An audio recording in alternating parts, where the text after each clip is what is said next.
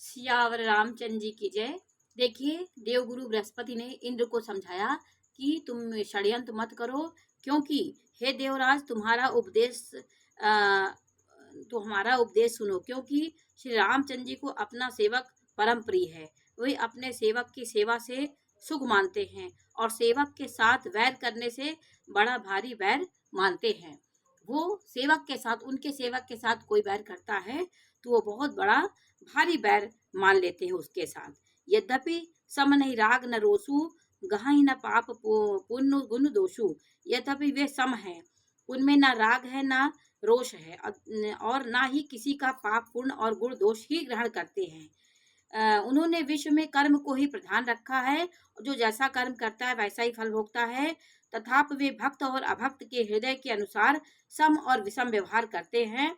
गुणहीन रहित, निर्लेप और मान रहित, सदा एक रस भगवान श्री राम भक्त के प्रेम बस ही सगुण हुए हैं। उन्होंने भक्तों के प्रेम के वश में ही सगुण रूप धारण किया है। और उन्होंने कहा 219 दोहे में है कि राम भगत परहित निरत, पर दुख दुखी दयाल, भरत शिरोमणि भरत ते जनि डर पहु सुरपाल।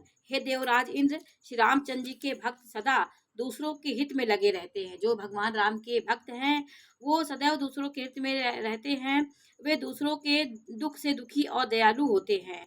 फिर भरत जी तो भक्तों के शिरोमणि हैं, उनमें बिल्कुल ना डरो, उनसे बिल्कुल ना डरो।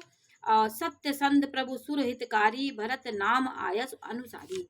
उन्होंने कहा प्रभु रामचंद्र जी सत्य प्रतीक और देवताओं का हित करने वाले हैं, और भरत जी श्री रामचंद्र जी की आज्ञा के अनुसार चलने वाले हैं।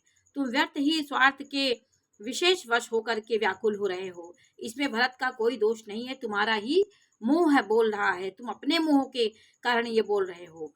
देवराज देवगुरु बृहस्पति जी श्रेष्ठ वाणी सुनकर इंद्र के मन में बड़ा आनंद हुआ और उसकी चिंता मिट गई। तब हर्षित होकर देवराज फूल बरसाकर भरत जी के स्वभाव की सराहना करने लगे। इस प्रकार भरत जी मार्ग में चले जा रहे हैं। उनकी प्रेममयी दशा देखकर मुनि और सिद्ध लोग भी सिहाते हैं। भरत जी जहाँ राम कहकर लंबी सांस लेते हैं, तभी मानो चारों ओर प्रेम उमड़ आता है। जबहि राम कह लेयु उसासा, उमगत प्रेम मनऊ चहु पासा।